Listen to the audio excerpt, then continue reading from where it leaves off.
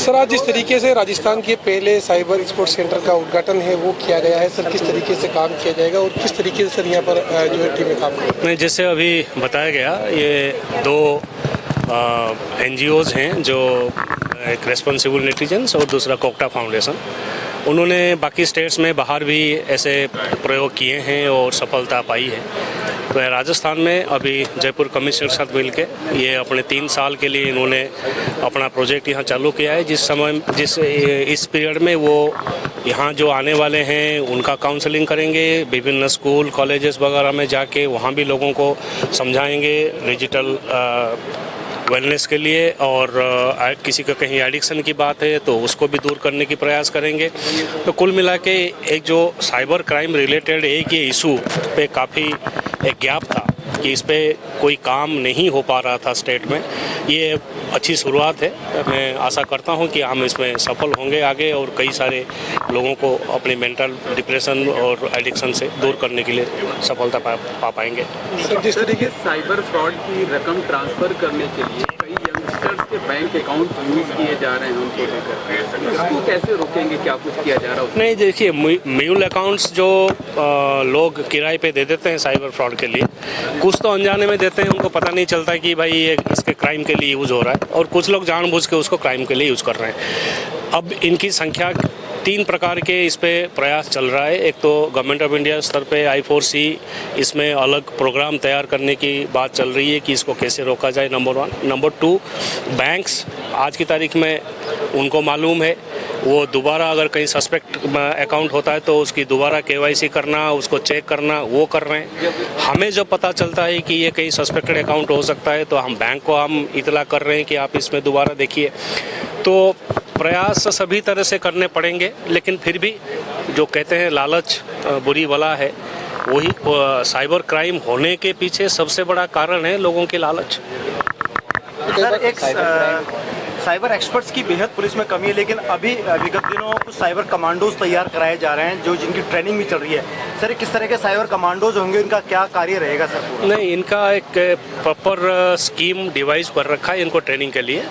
Cyber security and cyber crime related बहुत सारे issues के लिए उनको ट्रेनिंग दी जा रही है। ट्रेनिंग लेके लोग हमारे ऑलरेडी आ चुके हैं, और जहाँ जहाँ इनकी ज़रूरत पड़ेगी, जिस जगह, जिस पुलिस स्टेशन में, जिस क्राइम पे, ये अपनी वहाँ सेवाएं देंगे। और धीरे धीरे हम ये कोशिश करेंगे कि ज़्यादा से ज़्यादा लोग इसमें ट्रेंड हो, ताकि जहाँ ज़रूरत पड़े किसी को बुलाना नहीं पड़े, वहीं उसका समाधान हम निकाल सकें। ये सारे क्या इंजीनियर्स होंगे सर? कुछ IT नहीं, अभी तो हम अपने जो एग्जिस्टिंग स्टाफ है उसमें से जिनका थोड़ा बेंट ऑफ माइंड है साइबर क्राइम और साइबर रिलेटेड काम के लिए, उनको ट्रेनिंग दे रहे हैं। लेकिन आगे जैसे आपको ध्यान होगा कि गवर्नमेंट ने हमारे प्रत्येक पुलिस स्टेशन में एक टेक्निकल कांस्टेबल का पद सैंक्शन कर रखा है, जिसकी रिक्रूटमेंट अभी चालू हो रहा है। तो जैसे वो आएंगे, उनकी डे 1 से इस साइबर रिलेटेड वर्क में ही उनकी ट्रेनिंग और रिफ्रेशर ट्रेनिंग चालू होगी।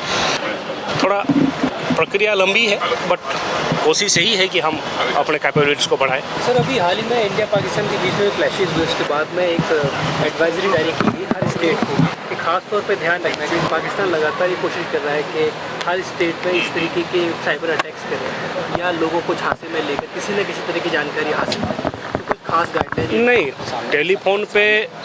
टेलीफोन पे बात करके या किसी प्रकार से हमारे डिफेंस रिलेटेड इंटेलिजेंस कलेक्शन करने की ये काम जो है वो तो कई सालों से बॉर्डर पार से चलता आ रहा है।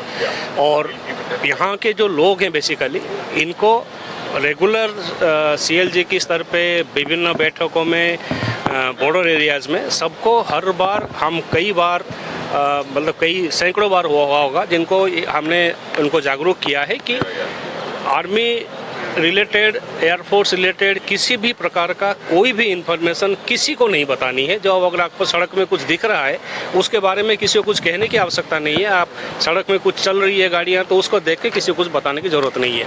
ये जागरूकता जनता में है। अभी बॉर्डर एरिया में हमने देखा, ये पिछले जो कुछ दिन पहले जो सिचुएशन आई थी उस पर जनता इस बात के लिए बहुत जागरूक थी कि हमें ये ऐसा कोई इन्फॉर्मेशन सोशल मीडिया पे या मोबाइल पे लीक नहीं करना है। एक सर, अवैध बांग्लादेशियों को लेकर लगातार जयपुर पुलिस कार्रवाई पूरे राजस्थान में किस तरीके से चल रहा है? नहीं, ये तो जो अवैध है हमारे कंट्री में लीगली नहीं आए हैं उनको यहाँ से कंट्री से बाहर भेजने का प्रक्रिया कई सालों से निर्धारित है, तय है और उस प्रक्रिया के तहत जो कार्रवाई करनी है वो डिपार्टमेंट अपना कर रहा है। पहलगाम घटना के बाद में दोबारा से एक बार उसको स्ट्रिक्टली किया गया। नहीं, ऐसा नहीं है, तो रेगुलरली चल रही है और आगे भी चलती रहेगी। जो लीगली कंट्री में नहीं है, इलीगल है, उसको तो देश से बाहर निकालने का नियम कानून बने हुए हैं और वही फॉलो होगा आगे भी।